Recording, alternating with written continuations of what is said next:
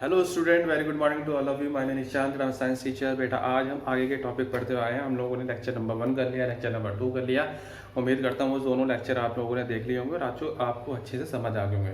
वो लेक्चर आपको इसलिए देखने होते हैं और समझने होते हैं क्योंकि आगे हम जो क्वेश्चन आंसर करेंगे तो उसमें बस क्वेश्चन पढ़ना है और हमें फटाक से आंसर कर देना है बिना कुछ सोचे समझे। ठीक है, तो बिल्कुल हमें क्वेश्चन पढ़ना है और फटाक से आंसर कर देना क्योंकि हमें ये क्वेश्चन समझ लिया था, ये क्वेश्चन सर ने पढ़ा दिया था, तो इसका हम सॉल्यूशन भी आराम से कर सकते हैं। ठीक है, तो आज हम आगे पढ़ने जा रहे हैं मेटल और नॉन मेटल के बारे में, लेकिन उससे पढ़ने से पहले आज हम सिंबल्स के बारे में देख लेते हैं कि आपके जो एलिमेंट्स होते हैं, जितने भी एलिमेंट्स होते हैं आपके पीरियोडिक टेबल में 170 118 के अप्रॉक्सीमेटली होते हैं। ठीक है, 118 ही होते हैं। तो यहाँ पर आपके पास एलिमेंट्स की बात करते हैं कि उनके बस आप लोगों को 20 सिंबल्स याद रखने हैं, 20 नेम याद रखने हैं। आपकी ये 8th क्लास में भी काम आएंगे, 9th क्लास में भी ये 20 सिंबल्स काम आएंगे और ऑफ कोर्स 10th क्लास में भी आपके काम आएंगे। तो इस वजह से क्यों ना हम लोग पहले से प्रिपेयर करके चलें ताकि आपके सारे के सारे बेसिक कॉन्सेप्ट आसानी से क्लियर हो जाए। ठीक है, तो पहले हम लोग बात करते हैं किसके बारे में। हम लोग दे देते हैं यहाँ पर एलिमेंट नेम। ठीक है, आप सभी को अपने कॉपी में नोट डाउन भी करना है ये सब चीजें, एलिमेंट नेम और आपके पास क्या होगा सिंबल। ठीक है, आपके बुक्स में नहीं दे रखे तो इस वजह से मैंने आप लोगों को ये अलग से टॉपिक लेके आ गया हूँ ताकि आपको आसानी हो जाए। तो यहाँ पर आपके पास एलिमेंट नेम और सिंबल्स है। सबसे पहले आपके पास इसी सीरीज में नोट डाउन करने हैं, आपको इसी सीरीज में नोट डाउन करना है, ऊपर नीचे बिल्कुल नहीं करने ताकि आप लोग सीरीज में याद कर सको। ठीक है, तो हाइड्रोजन, हाइड्रोजन का सिंबल होता है आपके पास हीलियम, हाइड्रोजन का सिंबल आपके पास H, हीलियम का सिंबल आपके पास He, लिथियम का सिंबल आपके पास Li, बेरिलियम का सिंबल आपके पास Be, बोरॉन फिर आता है आपके पास सिंबल होता है B, कैपिटल B से डिनोट करते हैं। कार्बन आपके पास होगा कैपिटल C से, नाइट्रोजन N, देन फिर ऑक्सीजन फिर आपके पास किससे होता है O से डिनोट करते हैं इसे सिंबल। फ्लोरीन का सिंबल होता है कैपिटल F से डिनोट करते हैं। नियॉन का जो सिंबल होता है वो Ne होता है। सोडियम आ जाता है 11th नंबर पर, 11th नंबर पर सोडियम आ जाता है। सोडियम का आपका सिंबल होता है Na। मैग्नीशियम का सिंबल होता है Mg। एल्यूमिनियम का सिंबल होता है Al। सिलिकॉन का सिंबल होता है Si। फॉस्फोरस का सिंबल होता है P, कैपिटल P। सल्फर का सिंबल होता है कैपिटल S एंड क्लोरीन का सिंबल होता है Cl। आर्गन का सिंबल होता है Ar। पोटेशियम का सिंबल होता है आपके पास K और कैल्शियम का सिंबल होता है C। ये 20 एलिमेंट्स है आपके पास, इसको आपको बिल्कुल सीरीज वाइज याद करना है। सीरीज वाइज इसलिए कह रहा हूँ क्योंकि आने वाले सालों में या फिर हम कह सकते हैं 9th क्लास में या 10th क्लास में अगर हम बात करते हैं तो आपको एटॉमिक नंबर के अकॉर्डिंग ही इनको सबको याद करने पड़ते हैं। इसका एटॉमिक नंबर 1 2 3 4 6 यह जो नंबर लिखे हुए हैं ना, ये सीरीज वाइज इसलिए लिखे हैं क्योंकि यही इनके जो हम लोग आगे पढ़ेंगे इनके एटॉमिक नंबर भी होते हैं। वो एटॉमिक नंबर अभी आपको जानने की जरूरत नहीं है, अगर आगे कोई चैप्टर होगा एटॉमिक नंबर से रिलेटेड तो मैं आपको बिल्कुल अवश्य पढ़ाऊंगा। ठीक है, लेकिन अभी इस वक्त आपको क्या याद करना है, आपको याद रखना है एलिमेंट के नेम और आपको क्या याद रखना है सिंबल। और ये 20 आपको बिल्कुल दिमाग में फीड हो जाना चाहिए। कैसे? Hydrogen, helium, lithium, barium, boron, carbon, nitrogen, oxygen, fluorine, फिर आपका आ जाता है सोडियम, मैग्नीशियम, एल्यूमिनियम, फिर आपके पास silicon, phosphorus, sulphur, chlorine, argon, potassium और लास्ट में कैल्शियम। बिल्कुल इस तरीके से आपको रटने होने चाहिए, बिल्कुल दिमाग में अच्छे से याद करो, लिख लिख के याद करो और फिर इसके सिंबल्स भी आपको याद करने होते हैं। ठीक है, इसमें एक खास बात होती है, सारे के सारे टॉपिक्स में आपको एक खास बात होती है। मेरा रेड पेन कहाँ गया? रेड पेन, चलो ऐसे कर लेते हैं। तो यहाँ पर आपके पास ये ध्यान से सुनना, जो हीलियम होता है ना, हीलियम अभी के लिए बता रहा हूँ, आगे के लिए बता रहा हूँ। हीलियम हो गया आपके पास, एक हो गया आपके पास नियॉन, Ne नियॉन, और आपके पास हो गया आपके पास आर्गन। ठीक है, हीलियम, नियॉन और आपके पास क्या है आर्गन। इन गैसेस को या इन एलिमेंट्स को हम लोग कहते हैं नोबल गैसेस में आती है सारी गैसें। ये नोबल गैस के नाम क्यों दिया जाता है इसको, ये इसलिए होती है, या फिर हम इसे कहते हैं इनर्ट गैसेस, या तो हम इसे नोबल गैसेस के नाम से जानते हैं या फिर हम इसे इनर्ट गैसेस के नाम से जानते हैं। मेरा मार्कर ये रहा, एक सेकेंड बच्चे। हम लोग इसे यहाँ पर या तो इसे हम नोबल गैसेस के नाम से जानते हैं, कौन से? हीलियम He, आपके पास हो गया neon Ne and the last one is argon, argon जो आपके पास कितना है ये तीनों ही आपके इनर्ट गैसेस के नाम से जाने जाते हैं। इनर्ट गैसेस का मतलब क्या होता है बच्चे? इनर्ट गैसेस का मतलब होता है जो किसी से भी रिएक्शन नहीं करती है। हम लोग यहाँ पर मेटल की रिएक्शन ऑक्सीजन से भी कराएंगे, मेटल की रिएक्शन हम लोग पानी से भी कराएंगे, आगे हम लोग देखेंगे। लेकिन जो ये गैसेस होती है, तीनों गैसेस होती तो होती हैं, 2-3 और गैसेस होती हैं, लेकिन आपको वो अभी याद नहीं करनी है। बस आपको 3 चीज़ याद रखनी है, helium, neon and the last one is argon. ये ऐसी नोबल गैसेस होती हैं या फिर इनर्ट गैसेस होती हैं जिनकी रिएक्शन किसी भी एलिमेंट से नहीं होती है, ना ही वो ऑक्सीजन से रिएक्शन करता है, ना ही वो पानी से रिएक्शन करता है। ये ऐसी गैसेस होती है। क्लियर है? एक चीज़ और, अगर मैं आगे चलो तो आगे डिफाइन करूंगा, जब भी गोल्ड की बात होगी या फिर हम लोग कह सकते हैं प्लैटिनम की बात होगी या फिर हम कह सकते हैं सिल्वर की बात होगी, ये तीनों ही गोल्ड, प्लैटिनम, सिल्वर, ये तीनों ही एलिमेंट एक ऐसे एलिमेंट है जो कि किसी से भी रिएक्शन नहीं करते हैं। अगर हमें इन्हें पिघलाना होता है तो हम इसे एक सॉल्यूशन डालते हैं जो कि आपका कंसनट्रेटेड HCl मतलब हाइड्रोजन क्लोराइड होगा और आपके पास कंसनट्रेटेड HNO3 होगा मतलब नाइट्रिक एसिड होगा। वो हम आगे डिटेल में बात करेंगे कि किस टाइप से हम लोग गोल्ड को करते पिघलाते हैं, वो किस टाइप से पिघलता है, या फिर हम कह सकते हैं कि कौन कौन से केमिकल्स हमें यूज करने होते हैं, किस रेशियो में यूज करने होते हैं, तो हम आगे देखेंगे। तो अभी फिलहाल के लिए ये हमेशा याद रखना, hydrogen, helium, lithium, barium, boron, carbon, nitrogen, oxygen, chlorine, neon, फिर आपके पास आता है sodium, magnesium, aluminium, silicon, phosphorus, sulphur, फिर लास्ट में आपके पास आता है क्लोरीन, आर्गन और पोटेशियम, लास्ट में आपके पास क्या आ जाता है कैल्शियम, और इनके सिंबल आपको याद रखने हैं। ठीक है, चलिए उसे उतार लीजिए फटाफट, फिर आगे बढ़ते हैं। हो गया होगा आपका ये? ठीक है, आगे बढ़ते हैं। आज छोटी छोटी टर्म हम लोग करते हैं क्योंकि आपके जो सिलेबस में आगे आपके रिएक्शंस भी हैं वो भी आपको देखनी है। ठीक है, लेकिन रिएक्शन से पढ़ने से पहले आपका बेसिक नॉलेज क्लियर होनी चाहिए, अदरवाइज आपको जो मैं आगे टॉपिक पढ़ाऊंगा वो बिल्कुल क्लियर नहीं होगा। और ऐसा करना साइंस से पॉसिबिलिटी नहीं होती जब तक कुछ समझ नहीं आता, जब तक हम लोग आगे नहीं बढ़ेंगे। ठीक है, तो आगे बढ़ते हैं और कोई पॉइंट लेते हैं। ये तो हमारे पास क्या हो गए थे, एलिमेंट्स और सिंबल्स हो गए थे।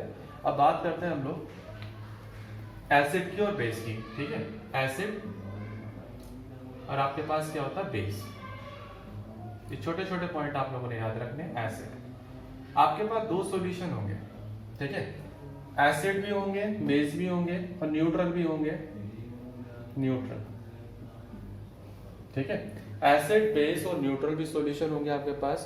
एसिड की पहचान क्या है, बेस की पहचान क्या है, न्यूट्रल की पहचान क्या है, वो हम देखते हैं क्या होता है। ठीक है, एसिड याद रखना बच्चा पार्टी, एसिड और बेस आपके पास पहले बात करते हैं एसिड का नंबर पर। आपका जो एसिड होता है वो बिल्कुल श्योर होता है, मतलब खट्टा होता है। श्योर का मतलब होता है खट्टा। ठीक है, पहला पॉइंट।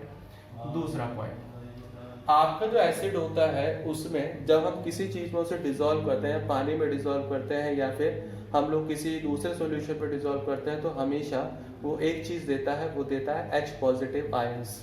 ठीक है, वो क्या देता है आपका H पॉजिटिव आयंस देता है। दूसरी चीज हमें पता चल गई। तीसरी चीज, एक आपके पास लिटमस पेपर होता है। ठीक है, लिटमस पेपर होता है। लिटमस पेपर जब आप केमिकल लैब पे जाओगे या केमिस्ट्री लैब में जाओगे तो उसमें आपके पास एक लिटमस पेपर मिलेगा। वो अगर आपके पास एसिड होगा या फिर बेस होगा तो अपना कलर चेंज कर देता है। वो एक लिटमस पेपर होता है, वो अपना कलर चेंज कर देता है ताकि हम लोग पता कर सकते हैं कि जो सॉल्यूशन है ये हमारे पास एसिड है या फिर बेस है। तो यहाँ पर जब एसिड की बात होती है तो वो ब्लू लिटमस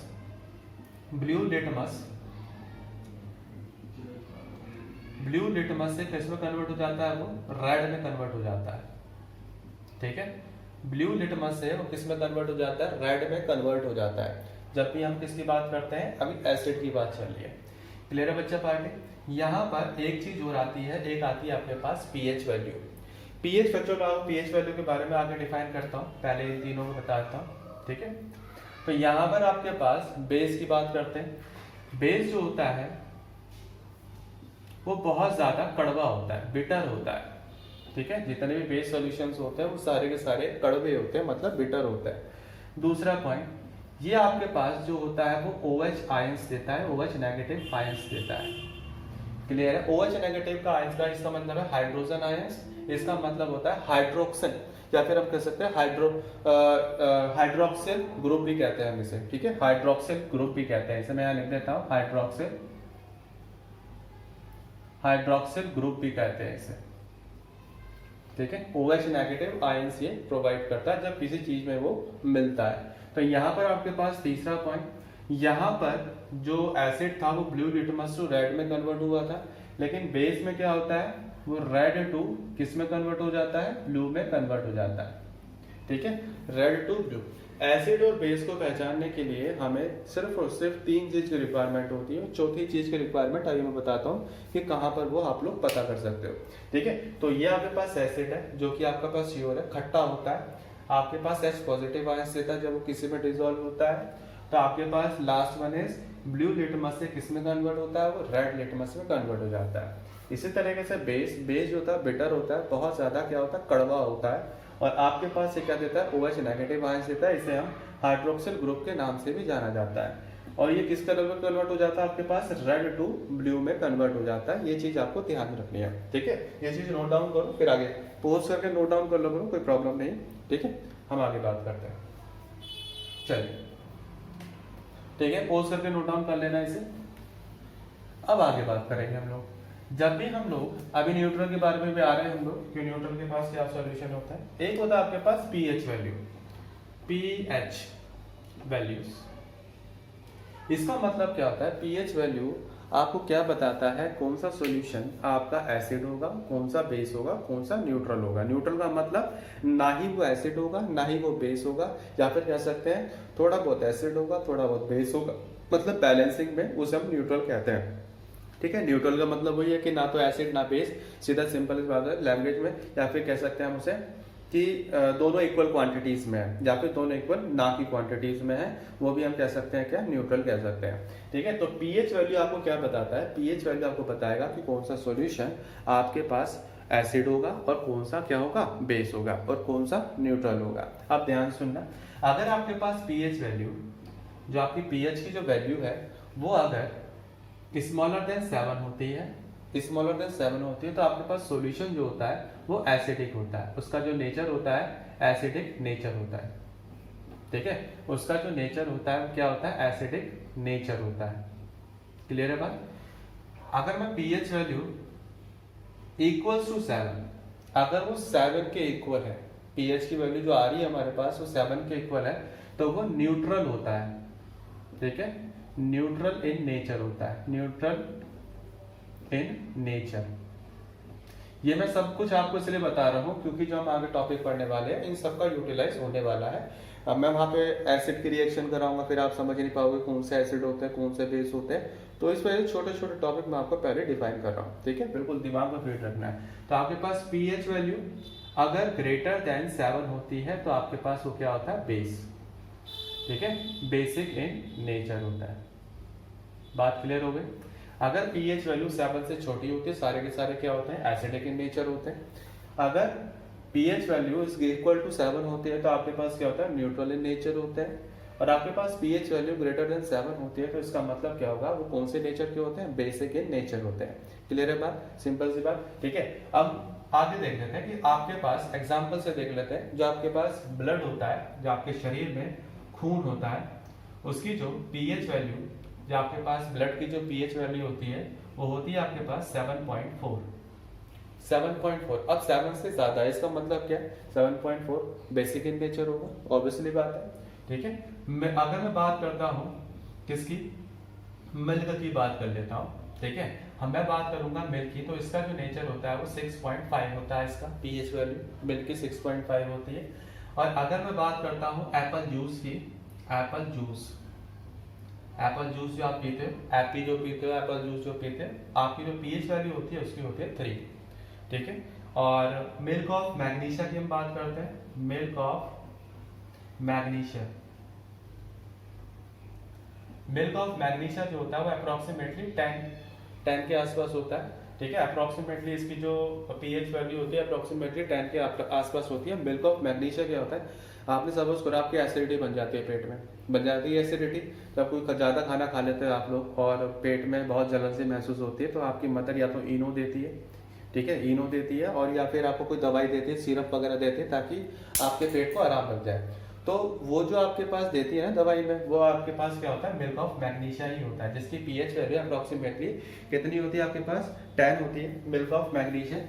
या फिर हम कह सकते हैं, एक सेकेंड, ये आपके पास हो गया 10 भी होती है, और ये हम कई सारे बुक में दे रखी है 10.5 भी दे रखी है, कई में आपके पास दे रखी होगी 10, और दोनों ही होती है आपके अप्रोक्सीमेटली इतनी लिख सकते हैं आप लोग, 10.5 या 10। ब्लड हो गया, मिल्क हो गया, एप्पल जूस हो गया आपके पास, और आपके पास क्या हो गया, मिल्क ऑफ मैग्नीशिया। ये सारी की सारी वैल्यूज जो है आपके पास, ये सारा आपका हो जाता है। अब बात करते हैं कि जो आपका जो प्योर वाटर होता है ना, न्यूट्रल का रह गया प्योर वाटर। प्योर वाटर, जो आपका प्योर वाटर होता है उसकी जो पीएच वैल्यू होती है वो क्या होती है, 7। इसका मतलब क्या हुआ, जो प्योर वाटर होगा ना ही ज्यादा एसिडिक होगा ना ही ज्यादा बेसिक होगा, वो आपके पास क्या होगा, न्यूट्रल होगा। तो ये आपके पास कुछ वैल्यूज हैं जो कि इंपॉर्टेंट भी हैं और आपको याद रखनी जरूरी होती है, क्योंकि पीएच वैल्यू से आपका क्वेश्चन कोई बन जाता है। क्लियर है बच्चा? तो पहले यहाँ तक उतारो फटाफट, फिर आगे करते हैं। चलिए हम आगे बढ़ते हैं। फिर आगे बढ़ने से पहले फिर हम आज बात करेंगे reactivity series of metal. Reactivity series of metal का यूज कहाँ होगा, जब आप किसी भी सॉल्यूशन की एक रिएक्शन कराओगे किसी मेटल सरफेस से या फिर किसी मेटल से, तो वहां पर आपका रिएक्टिविटी सीरीज का यूज बहुत ज्यादा होगा। जब हम डिस्प्लेसमेंट रिएक्शन करेंगे या फिर डबल डिस्प्लेसमेंट रिएक्शन हम लोग करेंगे, तो वहां पर आपके पास रिएक्टिविटी सीरीज का बहुत ज्यादा यूटिलाइजेशन होगा। उसे पढ़ने से पहले, रिएक्शन पढ़ने से पहले हम लोग सीरीज के बारे में भी जान लेते हैं। ठीक है, ये जो आपके पास सीरीज है वो डिक्रीजिंग ऑर्डर में लिखी हुई है। सीरीज जो है वो डिक्रीजिंग ऑर्डर में लिखी हुई है रिएक्टिविटी सीरीज। रिएक्टिविटी का मतलब होता है वो कितना ज्यादा किसी दूसरे एलिमेंट से रिएक्शन कर सकता है, कितना ज्यादा वो दूसरे एलिमेंट से रिएक्शन कर सकता है। ये डिक्रीजिंग ऑर्डर में है आपके पास रिएक्टिविटी सीरीज जो हो जाती है। ये पहले सबसे ज्यादा जो रिएक्टिव होता है वो क्या होता है, पोटेशियम, फिर आपके पास होता है सोडियम। ठीक है, उसके पास सबसे ज्यादा जो होता है वो आपके पास पोटेशियम, उससे कम क्या होगा, सोडियम, उससे कम क्या होगा, कैल्शियम। मतलब डिक्रीजिंग ऑर्डर में चलती है ये। इसके बाद हाइड्रोजन के बाद जो सीरीज है वो यहाँ से स्टार्ट है। ठीक है, अब सवाल ये पैदा होता है, ये सारे के सारे जो है वो तो मेटल है, लेकिन एक चीज जो कि नॉन मेटल है वो कौन है, वो आपके पास हाइड्रोजन है। ठीक है, सारे के सारे potassium, sodium, calcium, magnesium, aluminium, zinc, iron, lead, hydrogen. यहाँ पे सबसे आखिर में इस वक्त इस सीरीज में इसके और इसके बीच में एक हाइड्रोजन नाम का प्राणी आ जाता है, नाम का प्राणी आ जाता है, जिसे हम लोग नॉन मेटल के नाम से जानते हैं। अब ये सवाल ये पैदा होता है कि नॉन मेटल की सीरीज में, सॉरी मेटल की सीरीज में नॉन मेटल कर क्या रहा है। वो इसलिए कर रहा है, मैंने आपको बताया था अभी एसिडिक मीडियम में जब भी हम लोग ये जो जितने भी सारे मेटल्स होते हैं वो हमेशा पॉजिटिव आयंस प्रोवाइड करते हैं। तो यहाँ पर हाइड्रोजन जो होता है वो आपके पास जो हाइड्रोजन होता है वो भी आपका पॉजिटिव आयन प्रोवाइड करता है। ठीक है, पॉजिटिव आयन प्रोवाइड करने की वजह से, पॉजिटिव आयन प्रोवाइड करने की वजह से वो आपके पास इसी वजह से यहाँ पर वो सीरीज में लगा हुआ होता है हाइड्रोजन। सभी मेटल में से सिर्फ और सिर्फ एक ही ऐसा प्राणी है, एक ही ऐसा एलिमेंट है जो कि आपके पास हाइड्रोजन है, जो कि कौन है, नॉन मेटल है। वो इसलिए क्योंकि ये भी H पॉजिटिव आयंस देता है। ठीक है, H पॉजिटिव आयंस देता है। तो यहाँ पर आपके पास सबसे ज्यादा हाईली रिएक्टिव जो होगा, जो किसी से ज्यादा रिएक्ट करेगा वो कौन करेगा, सोडियम, सॉरी पोटेशियम करेगा। उससे कम कौन करेगा, सोडियम करेगा। उससे कम कैल्शियम, उससे कम मैग्नीशियम, उससे कम एल्यूमिनियम, उससे कम जिंक और उससे कम आयरन। आयरन का जो सिंबल होता है वो Fe होता है। यहाँ से एक और चीज पता चल गई, आयरन का जो सिंबल होता है वो Fe होता है। लेड आ गया, लेड का सिंबल जो होता है Pb होता है, P और स्मॉल b।